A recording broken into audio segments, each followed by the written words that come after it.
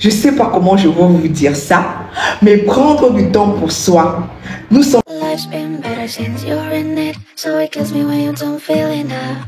Coucou mes fraîches, alors bienvenue dans cette toute nouvelle vidéo. Je suis tellement contente de vous présenter ce style de contenu. Vraiment, j'ai vraiment hésité à tourner cette vidéo parce que j'avais peur. Mais vu déjà que sur Instagram, je vous fais des facecam, je cause avec vous et que j'ai opté pour des vlogs, vraiment, je pense que je vais me sentir à l'aise. Donc, aidez-moi à me sentir à l'aise lorsque vous allez tomber sur cette vidéo.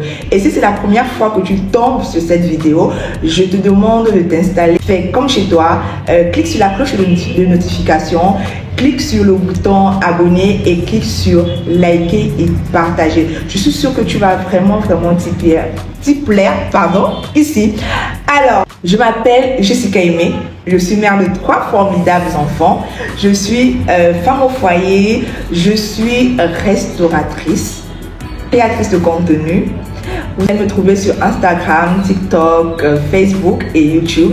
Aujourd'hui, nous allons parler des différentes habitudes qui vont vous aider à changer votre vie et qui m'ont surtout aidé. Donc, ici, j'ai tout noté dans mon blog.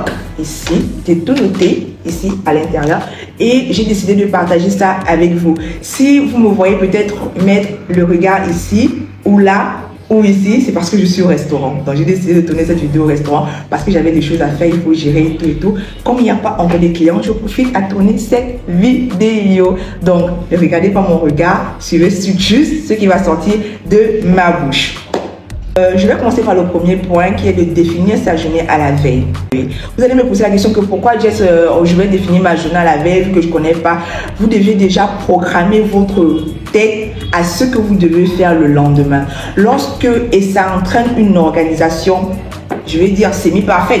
Parce que lorsque vous vous dites demain, je vais faire X, Y, Z, ne cherchez surtout pas à faire 15 choses au cours de la journée.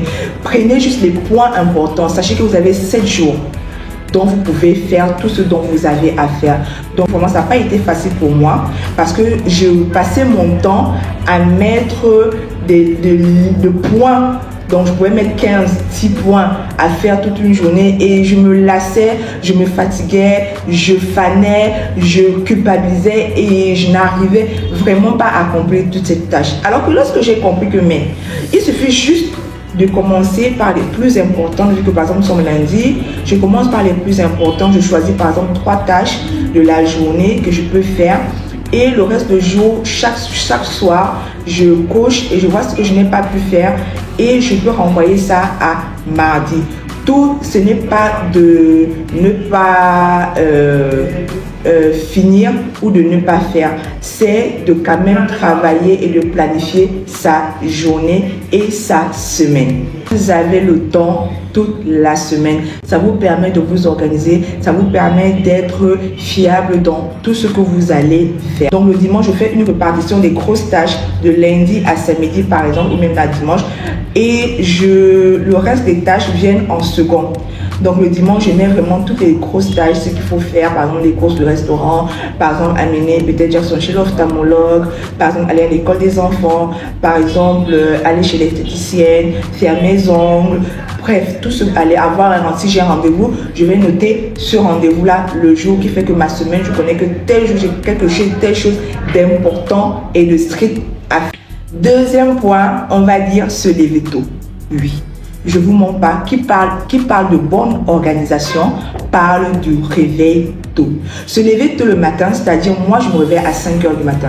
Oui, je me réveille à 5 h du matin. Pendant les vacances, je me levais à 5 h du matin, je partais faire mon sport, je revenais, je méditais, je vous ai parlé un peu de mon quotidien dans l'ancienne vidéo sur ma routine, ma morning routine. Et sur Instagram, je vous parle un peu de ça. Et depuis que j'ai commencé à me lever tôt, c'est vrai que je me levais déjà tôt vu que j'ai fait l'internat. Mais après, j'ai dû arrêter parce qu'on me disait que non, Jess, tu vas te fatiguer, tu vas tomber malade, il faut arrêter. Mais je ne voyais pas l'impact, le fait que je me réveille peut-être à 7 h du matin, alors que je suis une personne dont mes journées sont toujours très chargées. J'étais obligée d'annuler par exemple beaucoup de choses en journée pour faire le lendemain et je me retrouvais quasiment le dimanche, je n'arrivais pas, j'étais perdue. Parfois même, j'étais désorganisée. Et qui dit désorganisé dit perte. Si tu te couches à 5 h du matin, tu te lèves à 5 h du matin, automatiquement à 22 h 30. Tu dois être couché, être en train de dormir et tout. Voilà. Le troisième point, on va parler de quelque chose de très important.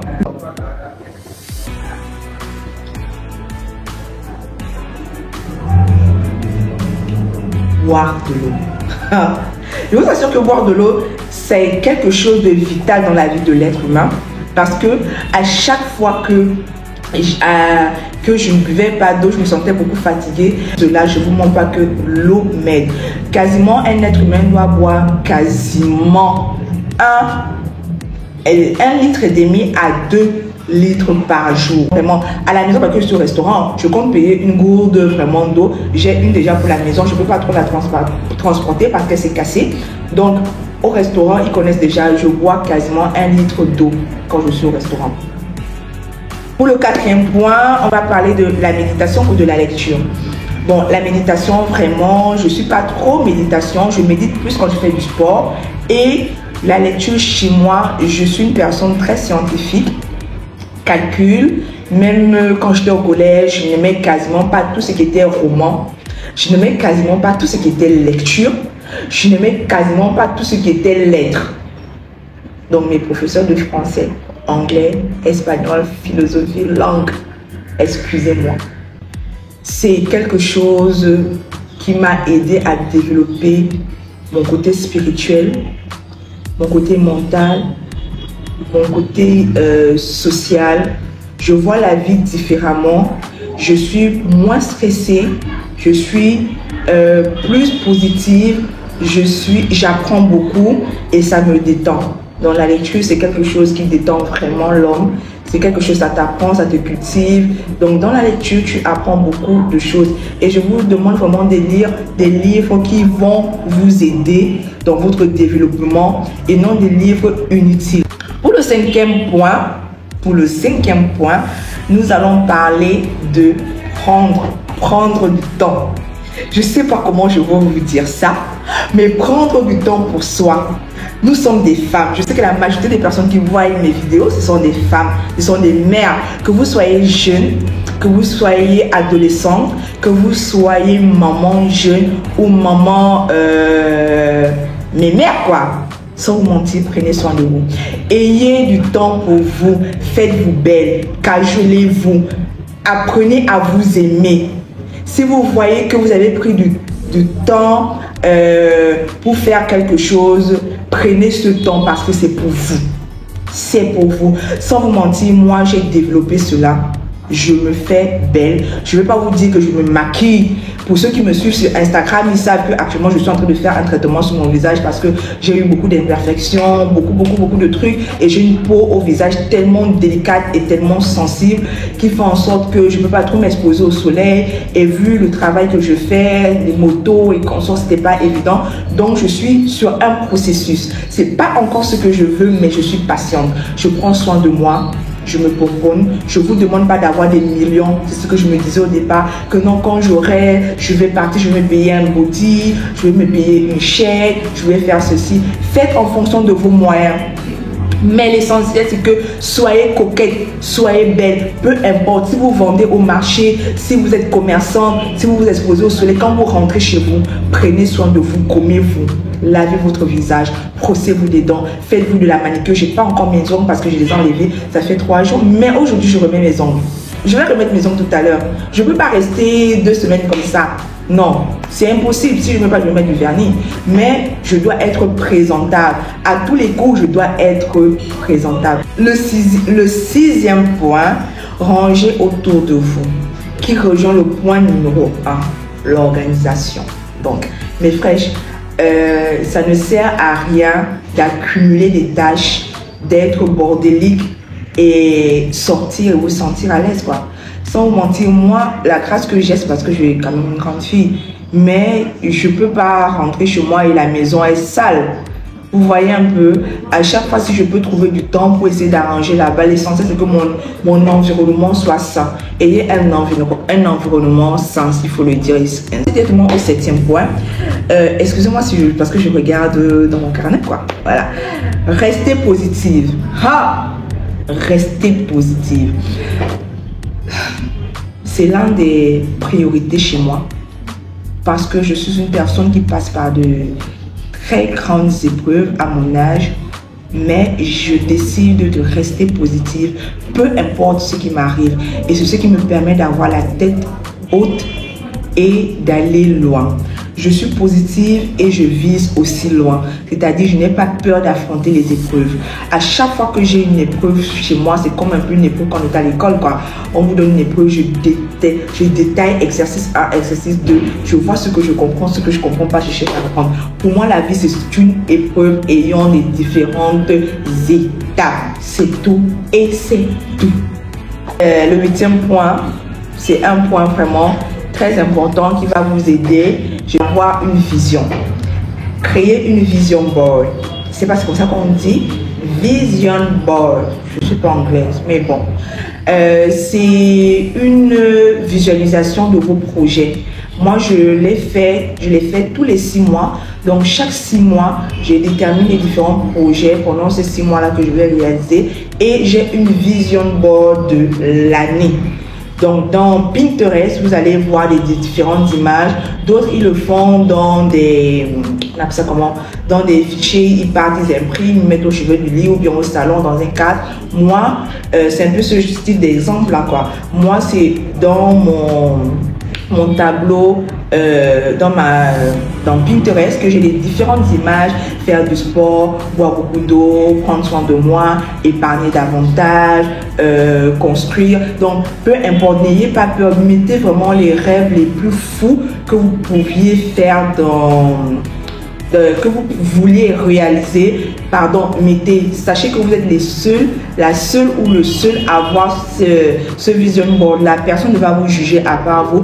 Moi, par exemple, j'ai façonné un vision board pendant du mois de septembre jusqu'en décembre et c'est mon fond d'écran. Donc, il fait que tous les jours, quand je prends mon téléphone, je vois directement ça et tout et je dis que je dois faire ça. J'ai des objectifs à atteindre et je me dis ces objectifs-là, à chaque fois que je vois ma vision board, ça me motive vraiment à faire tout cela. Donc, je vous conseille d'avoir une vision board. Allez sur Pinterest, vous regardez les images, vous tapez par exemple faire du sport, vous tapez prendre soin de vous, tapez vision board, vous allez voir tellement de vision board qu'on va vous présenter. Choisissez, déjà même monter, choisissez celle qui vous arrange. Si vous ne connaissez pas faire des montages, choisissez une vision board qui vous arrange en fonction de vos objectifs que vous voulez atteindre jusqu'au mois de décembre. Alors, le 9e point, c'est un point vraiment que je rigole, c'est faire du sport. Pourquoi je rigole? Pourquoi? Parce que c'est quelque chose que j'ai eu du mal à imprimer chez moi et que maintenant, je ne peux plus rester un jour sans faire du sport. Avant, je faisais du sport pour m'écrire, mais je fais maintenant du sport pour être belle, pour me sentir bien dans ma peau, pour avoir les formes que je veux, pas pour m'écrire. Donc, c'est ça. Et ça m'aide beaucoup à faire mes méditations. Ça m'aide beaucoup à réfléchir, à sortir de mon cadre de confort, à être moi-même et m'apprécier. Et depuis que je fais du sport, je peux maintenant porter par exemple les vêtements que je veux parce que j'avais pris un poids immense. En moins de 2 ans, j'ai pris 26 kilos. Je suis quittée, oui. Non, j'ai pris 20 kilos parce que j'avais 69. Et je me suis retrouvée à 89 kilos en moins de 2 ans. Donc, c'est vraiment énorme. Je me sentais plus bien dans ma peau et tout. Et dans le point prendre soin de moi, j'ai ajouté du sport. C'est un point qui est un point vraiment compliqué pour moi, c'est réduire mon temps d'écran. Je suis vraiment en train, soit que c'est vraiment à la fin, quoi. Je suis vraiment en train d'apprendre à réduire mon temps d'écran. J'arrive pas encore parce que je dois contrôler mes réseaux sociaux, mais j'ai une heure à partir de 22 h, je touche pas au téléphone jusqu'à par exemple 8 h du matin ou 9 h, tout dépend de ce que j'ai à faire. Mais maxi 10 heures, je ne suis pas devant le téléphone. Si j'ai vraiment rien à faire, je peux entrer dans WhatsApp, dans mon WhatsApp de l'entreprise, oui, pour regarder si j'ai des commandes, si un client m'a appelé. Mais les réseaux sociaux, j'entre quasiment pas. Alors, on va passer au point final. Un point vraiment important. Je suis sérieuse parce que de temps en temps, il faut être sérieuse. Voilà. Éliminez les mauvaises personnes autour de vous. Oui. J'ai appris à dire non. J'ai appris à éliminer les mauvaises personnes, les mauvaises compagnies, les personnes qui ne voyaient pas ce que je faisais, que le bon côté de ce que je faisais, mais qui étaient toujours en train de critiquer négativement. Des personnes qui se disent que je perds du temps en faisant X ou Y, des personnes qui ne savent pas m'apprécier. Maintenant, j'ai besoin des personnes qui me disent Jess, qui apprécient, et des personnes, quand ça ne va pas, ils me disent que oui, là tu as gâté, ça va pas, je préfère que tu fasses comme ça, et qui me donnent des raisons, pas celles-là qui sont en train de me critiquer, pas celles-là qui m'empêchent, pas celles-là qui ne voient pas mon évolution, pas celles-là qui sont toujours en train de voir le mauvais côté et ne cherchent pas à voir le bon côté. Pourquoi? Parce que moi je suis le genre de personne qui cherche à connaître le bon côté, donc je pèse la balance. C'est comme ça. Pour moi, l'être humain, je mets sur une balance, je mets le côté négatif, je mets le côté positif. Si le côté positif est great, le côté négatif est vraiment en dessous, je te prends. Donc, j'essaie de te couvrir par ton côté positif. Mais si tu n'arrives pas à me transmettre la même chose, vraiment, je t'enlève dans ma vie et je n'ai pas besoin des personnes qui vont me juger ou bien qui vont me mettre dans une certaine catégorie. Et non, non. Nous ne sommes pas des mots, nous ne sommes pas des verbes pour qu'on puisse nous regrouper. Donc, si tu trouves que tu es une mauvaise personne, ça ne sert à rien de venir à mes côtés. Je vais t'éliminer, je ne vais pas te détester, mais je trouve que tu n'es pas avantageuse pour moi et que tu ne m'aimes pas. Voilà. Alors, merci d'avoir regardé cette vidéo. J'espère bien que mes différents points vous ont intéressé. Si ce style de vidéo vous plaît bien, vraiment, n'hésitez pas à me laisser ça en commentaire et dites-moi aussi en commentaire les différents points qui vous ont vraiment aidé et si ça peut aider aussi les autres fraîches dans la famille. Vraiment, merci beaucoup. Alors, passez une excellente journée, un très bon mois de septembre. Gros bisous à vous. À la prochaine.